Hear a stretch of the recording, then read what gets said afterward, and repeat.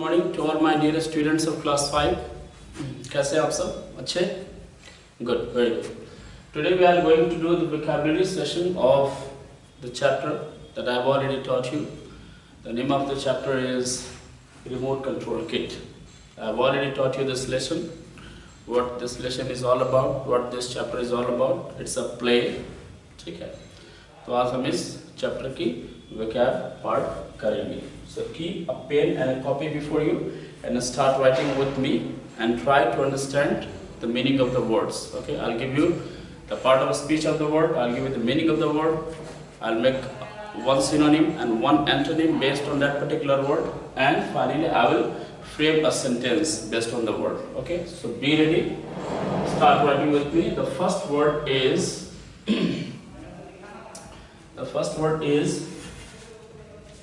lounge. Lounge.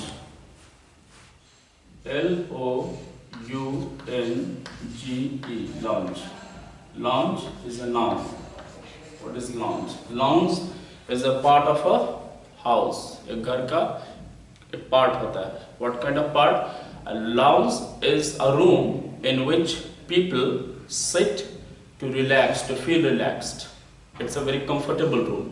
एक ऐसा कमरा जिसमें लोग बैठते हैं, बातचीत करते हैं, वहाँ रिलैक्स करते हैं. ठीक है ना, उसे लाउंज कहा जाता है. ये घर का एक पार्ट होता है, कमरा होता है. A comfortable room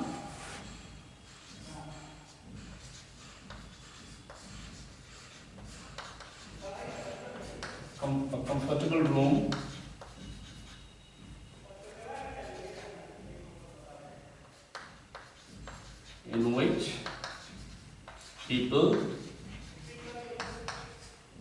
sit and relax. एक ऐसा कंफर्टेबल रूम घर का, ठीक है, comfortable room in a house. एक घर में एक ऐसा कंफर्टेबल कमरा, बड़ा सा कमरा जिसमें कुछ लोग बैठ सके, रिलैक्स कर सके. ठीक है, रिलैक्स करने के लिए जो कमरा होता है उसे लाउंज कहते हैं. इसका हम सिनोनिम बनाएंगे. इसका सिनोनिम एक होता है लॉबी रूम. मिलता जुलता वर्ड है. लॉबी रूम में भी हम बैठ के इंतजार करते हैं, रिलैक्स करते हैं. जब थक जाते हैं तो बैठ के हम रिलैक्स करते हैं. ठीक है ना.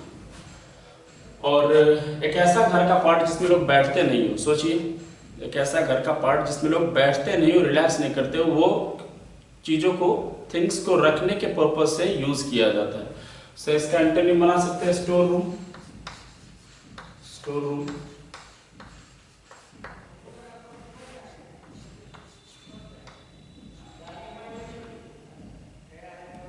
ठीक है, इसे हम सेंटेंस बनाते हैं. चलिए इसे एक सेंटेंस बनाते हैं. All the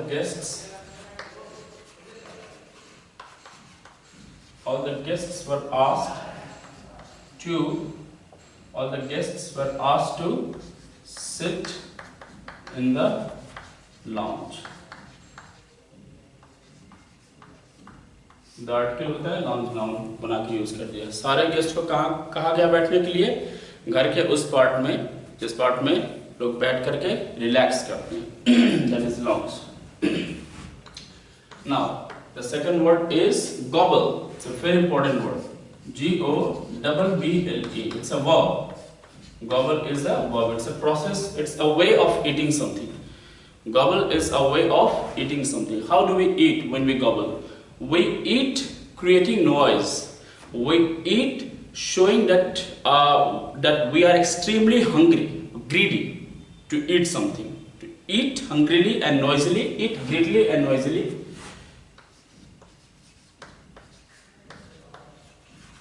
Eat greedily and noisily. Noise create करते हुए या फिर काफ़ी लालच के साथ खाना गॉबल होता है.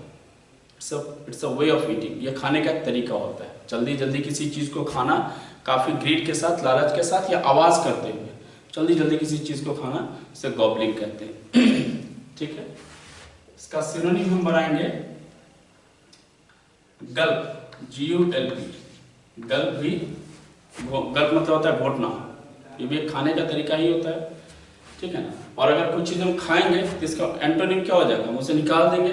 इसका एंटोनिम बना सकते हैं वॉमिट, वॉमिट। गॉबल, गल मीन्स ग्रीडली और नॉइजली खाना, इनटेक करना फूड को, और वॉमिट मीन्स आउट कर देना, फूड को बाहर की तरफ निकाल देना। तो ये एंटोनिम मिल जाएगा आपका। ठीक है, एक सेंटेंस बनाते हैं।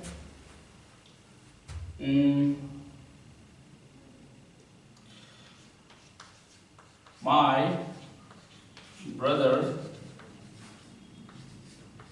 gobbled all the sweets. My brother gobbled all the sweets in one go. In one go मतलब एक ही बार में, रुक रुक के नहीं। In one go मतलब at a time, एक बार में। My brother gobbled all the sweets in one go. मेरे भाई ने सारे स्वीट्स एक ही बार में खा लिया। और किस तरीके से खाया, इस तरीके से खाया कि लगा जैसे बहुत ही ग्रीडी हो, लालची हो, काफी आवाज करके वो खा रहा था। Now the third word is fix, F-I-X.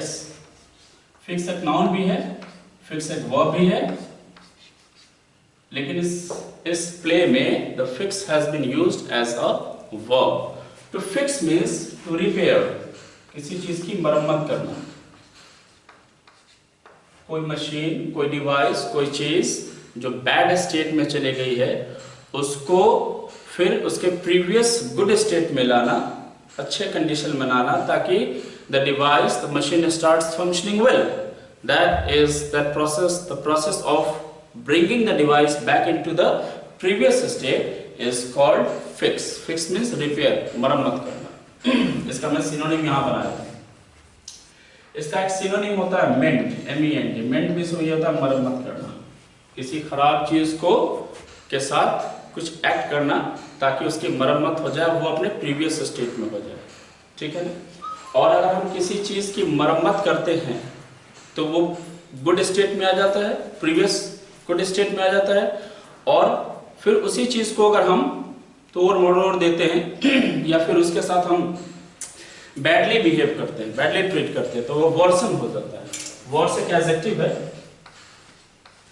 Verse एक एडजेक्टिव है, इसमें जब हम en लगा देते हैं तो वर्ब बन जाता है वर्सन। वर्सन मतलब किसी चीज को बिगाड़ देना, खराब कर देना, to spoil something, to put something in a state where it can not be used properly.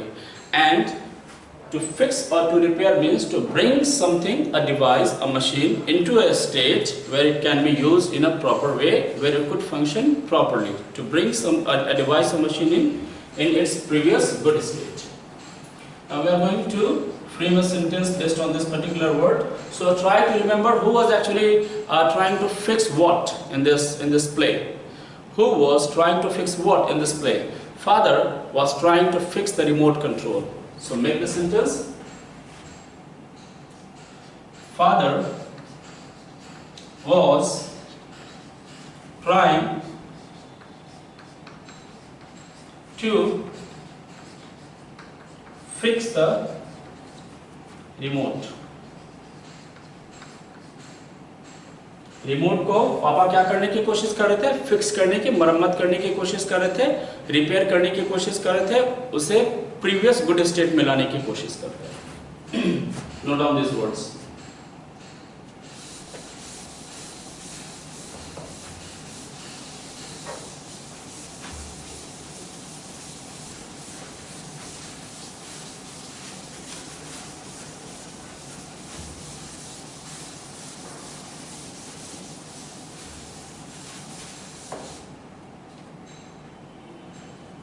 Okay. Now the next word is offstage.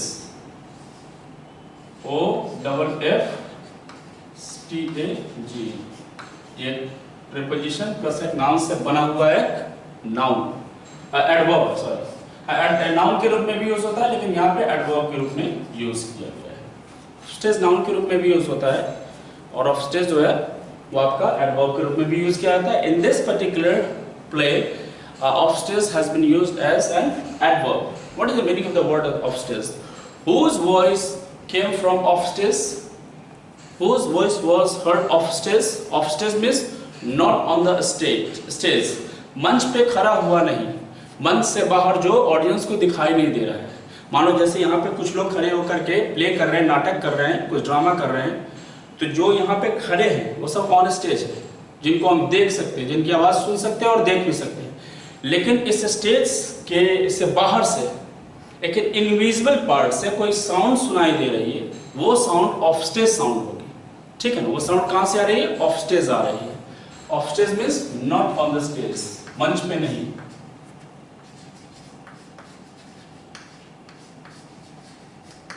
Not on the stage, इसका सिनोनिम बनाएंगे। अच्छा, जो चीज ऑफ स्टेज होगी, जो आवाज ऑफ स्टेज आएगी, बाहर से आएगी, वो आवाज, उस आवाज का जो नाउन है, यानी कि उस आवाज को जो उस आवाज को जो क्रिएट कर रहा है, साउंड क्रिएट कर रहा है, वो तो दिखाई नहीं देगा। तो ऑफ स्टेज को हम इस तरीके से सिनोनिम बना सकते हैं, इनविजिबली।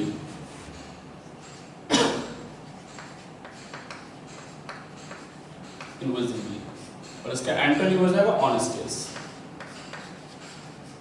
वो सारे कैरेक्टर्स जो मंच पे खड़े होकर के कोई रोल प्ले कर रहे हैं, वो ऑन स्टेज होंगे।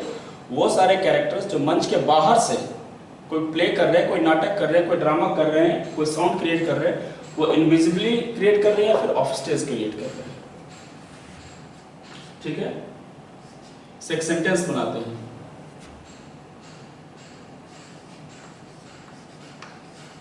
We heard the sound of a man upstairs. We heard the sound of a man. कहाँ से? From where? Above a place. Upstairs. Next word is wail. W-A-I-L. It's a very good word.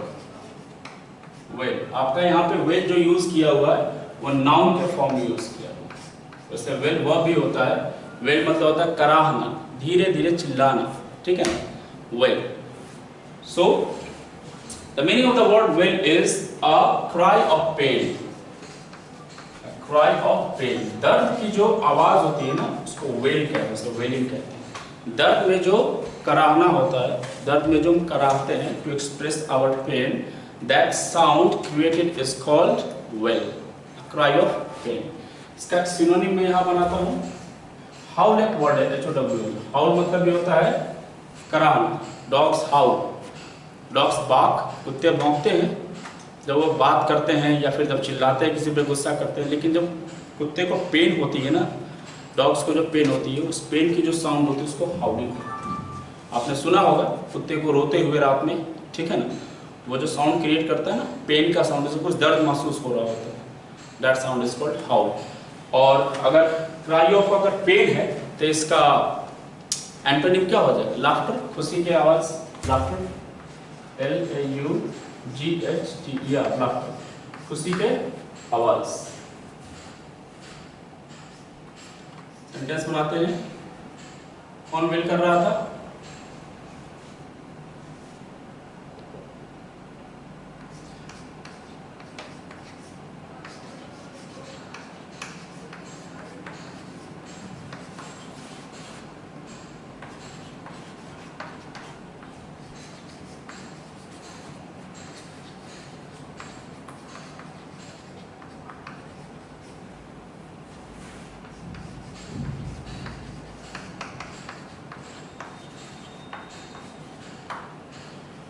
Tony spoke in a low wail after swallowing the microchip. जब Tony ने microchip को swallow कर लिया था, घोट लिया था, तो वो किस आवाज में बोल रहा था? क्राई ऑफ पेन के साउंड में बोल रहा था। दर्द आ रहे थे उसकी आवाज से, उसको पेन महसूस हो रहा था। ठीक है? Next word is choke, C-H-O-K-E। ये एक वर्ब है, ING लगा देते हैं तो नाउन हो जाता है।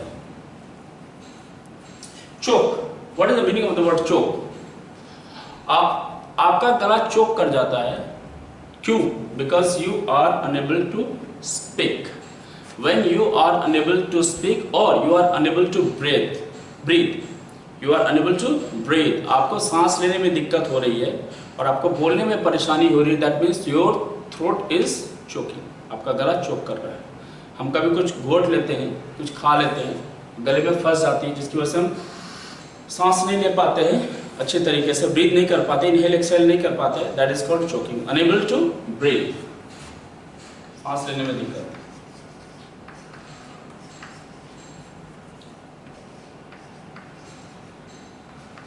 अनेबल टू ब्रीथ, सांस लेने में असक्षम। Man chokes when he is unable to breathe, ठीक है ना। इसका एक हम सिनोनिम बनाएंगे,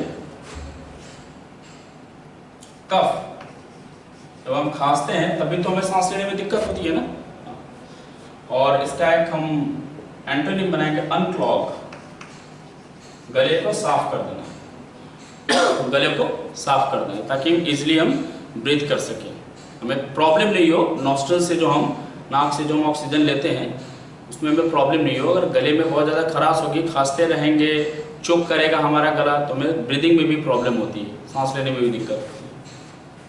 सेंटेंस बनाते हैं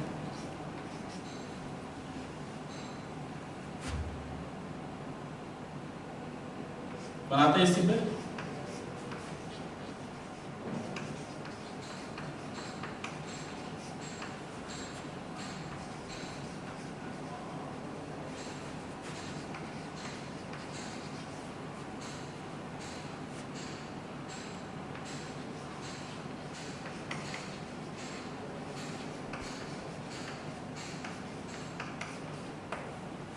Tony was choking, Tony was unable to breathe, Tony was not breathing properly because he had swallowed the chip. Tony का गला क्या हो गया था, चोक कर गया था, क्यों? क्योंकि उसने एक चिप स्वैलो कर लिया था, उसने घोट लिया, he had taken a chip in. Next word is moan, very good word, M-O-A-N. इसमें किस फॉर्म में यूज किया गया है, वर्ब के रूप में यूज किया गया है। मोन, मोन मीन्स सैड साउंड क्रिएट करना, अपने आवाज को कराहते हुए बोलना, दैट इज कॉल्ड मोनिंग। रोना नहीं, वेल में क्या होता है, वेल में पता चलता है कि रो रहा है, दर्द की वजह से इंसान चिल्ला रहा है, रो रहा है। मोन में क्या होता है, जब मोनिंग आप करते हैं, it's kind of sound that we create, that we make, इसमें आपकी जो साउंड होती है ना बहुत सैड होती है, आपके साउंड में एनर्जी नहीं होती, तो make a low sad sound is called moaning. Make a low sad sound, दर्द भरी आवाज निकालना, दुख भरी आवाज निकालना, रोना नहीं, रोने के लिए आप अगर चले जाएंगे तो फिर वेल होता है, वेल में दर्द से लोग रोता है बहुत जोर जोर से। मोन में आवाज धीरे, साउंड धीरे होती है और वो ये दिखाता है कि इंसान दुख में है, ठीक है ना।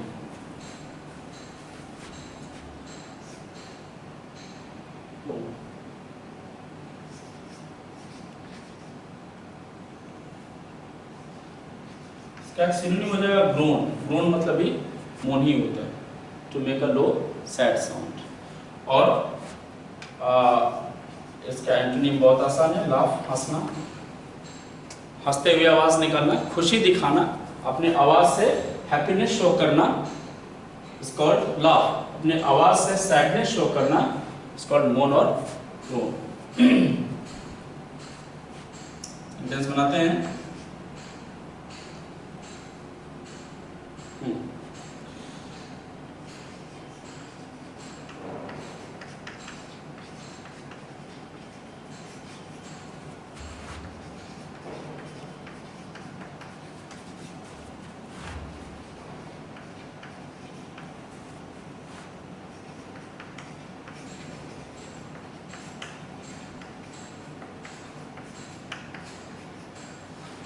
राजू नाम का एक लड़का है जो अपने लाइफ में अनसक्सेसफुल हो गया है, फेल हो गया अपनी लाइफ में।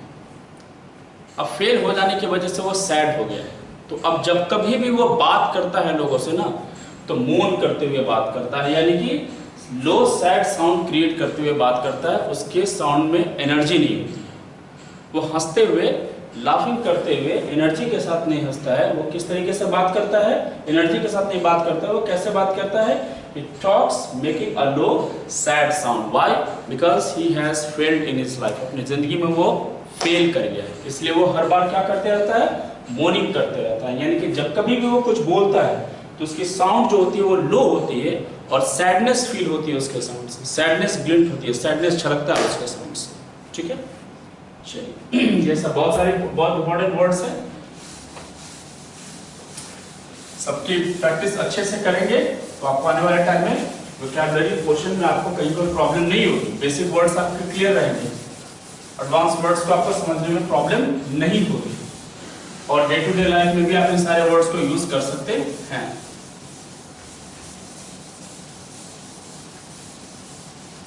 Words are the symbol of ideas. Words ये बताते हैं कि ये इंसान क्या बोलने की या क्या दिखाने की कोशिश कर रहा है, यही वर्ड का काम होता है। Words are the symbol of ideas.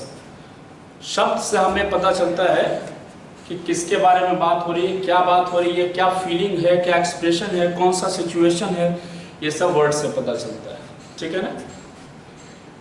Okay, next word is फस। वेरी गुड वर्ड, एक वर्ब है, ये आप अपने डे लाइफ में भी यूज कर सकते हैं और ऐसा होता होगा। ऐसा होता है ना, कभी कभी छोटी छोटी बातों पे लोग घर में बहुत या तो एक्साइटेड हो जाते हैं या फिर बहुत सैड हो जाते हैं, वरीड हो जाते हैं। When you are excited or worried over small trivial things, unimportant things, that means you are fussing. छोटी छोटी बातों पे या तो बहुत ज्यादा परेशान होना या बहुत ज्यादा खुश हो जाना। ठीक है ना? अभी जैसे मैं आपको एक एग्जांपल देता हूँ, विराट कोहली ने छक्का मारा, सब लोग फंस करने लगते हैं, एक्साइटेड हो जाते हैं। अरे रुक जाओ, अभी उसने पहला ही छक्का मारा है, अभी उसे लंबी इनिंग खेलनी है, अभी इतनी एक्साइटेड मत हो।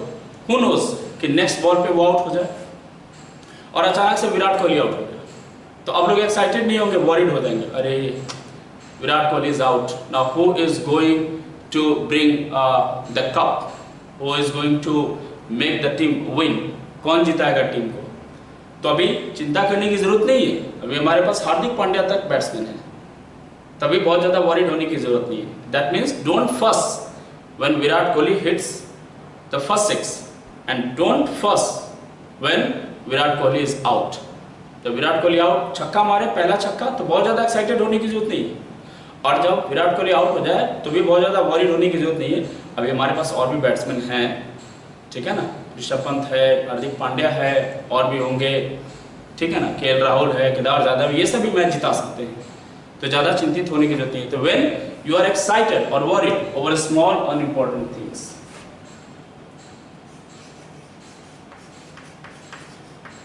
be excited or worried over small unimportant things, छोटी छोटी बातों पे बहुत ज्यादा एक्साइटेड हो जाना, बहुत ज्यादा हैप्पी हो जाना या बहुत ज्यादा दुखी हो जाना, दिस इज कॉल्ड फसिंग। ठीक है ना? इसका एक सिनोनिम बनेगा फ्रेट, बहुत अच्छा वर्ड है इसके लिए।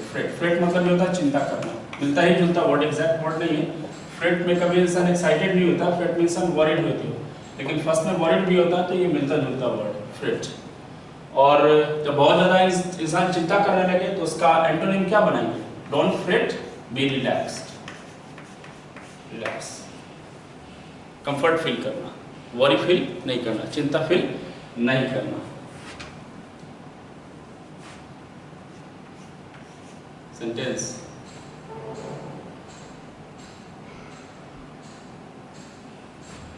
बनाते हैं।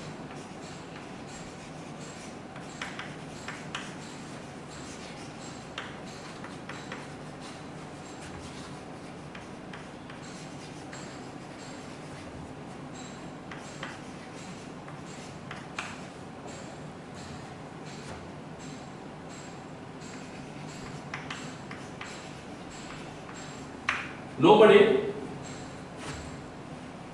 Nobody in the family fussed over Tony's mistake. Tony ने एक मिस्टेक किया था ना, माइक्रोचिप उसने स्वेलो कर लिया था। इस बात में पापा क्या करते हैं, क्या कहते हैं? डोंट फस, ज़्यादा चिंता होने की ज़रूरत नहीं है, ज़्यादा एक्साइटेड नहीं हो और ज़्यादा वरीड भी मत हो, ज़्यादा चिंता करने की ज़रूरत नहीं है। टोनी ने जो माइक्रोचिप खा लिया है उसके बारे में ज़्यादा फर्स्ट होने की ज़रूरत नहीं है, ज़्यादा वरीड होने की ज़रूरत नहीं है। सो कोई भी फैमिली में कोई भी आदमी ज़्यादा चिंतित नहीं होता है। सर ने इस बात को इजीली लिया कि चलो कोई बात नहीं, माइक्रोचिप खा लिया तो क्या हुआ, इससे बड़ा बड़ा तो वो कैंडीज खा जाता है, स्वीट्स खा जाता है, माइक्रोचिप तो बहुत छोटा सा है। Next word great, GREAT। एक तो ग्रेट का मतलब होता है महान, ग्रेट पीपल, महान लोग। The great Mahatma Gandhi, the great APJ Abdul Kalam Azad, the great Einstein, the great sir Don Bradman, great Sachin Tendulkar, महान लोगों के लिए ग्रेट वर्ड के लिए। एक यहाँ पे आपके प्ले में जो मीनिंग दिया हुआ ग्रेट का, ग्रेट मतलब बहुत बेहतरीन, शानदार, wonderful, wonderful. Something that is wonderful is called great, बहुत बढ़िया, वेरी नाइस, वेरी नाइस, बहुत बेहतरीन, बहुत बढ़िया। It was a great shot, it was a wonderful shot, it was a very nice shot, it was a great party, it was a wonderful party, it was a very nice party। इसका synonym बनाते हैं। एक word है great के लिए grant, grant means मतलब बहुत बेहतरीन, बहुत बेहतरीन, ठीक है ना। और जो चीज बहुत बेहतरीन है उसका एंटोनिम हो जाता है एवरेज, औसत।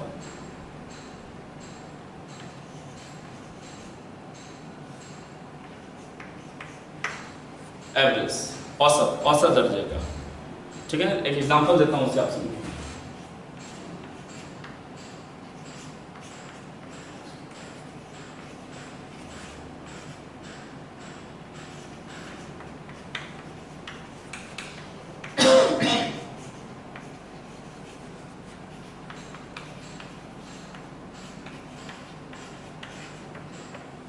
It was a great innings by Virat Kohli। Great मतलब महान नहीं, great means wonderful inning. Suppose India को एक लंबा स्कोर चेज करना है, ठीक है ना, और सारे बैट्समैन आउट हो गए, कोहली एक साइड से टिके रहे, और कोहली के साथ एक बॉलर है नॉन स्ट्राइकर इन पे। अब कोहली ने सारी जिम्मेदारी ली और उसने 40 गेंद में 90 रन बना करके टीम को जिता दिया।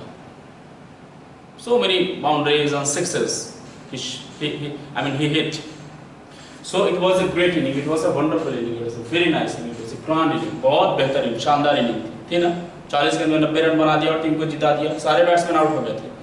एक बॉलर की मदद से और खुद अपने टैलेंट के दम पे, अपने रिस्पॉन्सिबिलिटी के दम पे उसने टीम को जिता दिया। That's why it was a great innings।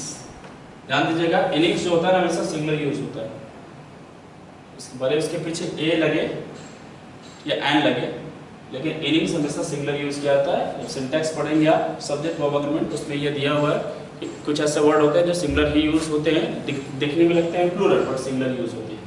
जैसे सब्जेक्ट के नाम, मैथमेटिक्स, फिजिक्स, ठीक है ना, इकोनॉमिक्स, ये सब आपको एस लगा हुआ तो लगेगा प्लूरल है।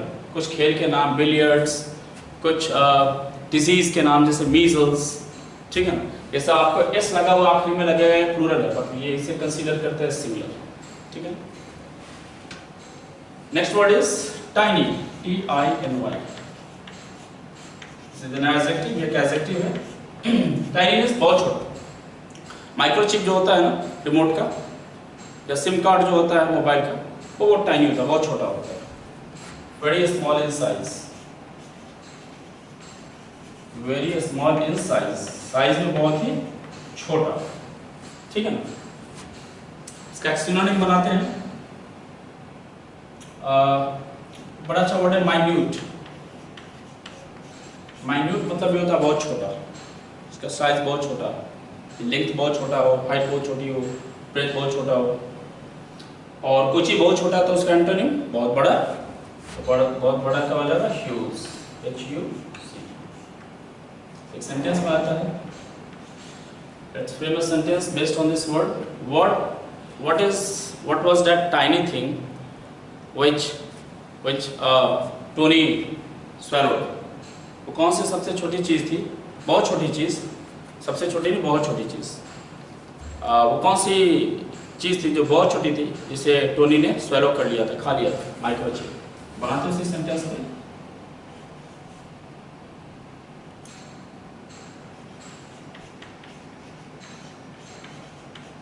A microchip is a tiny thing.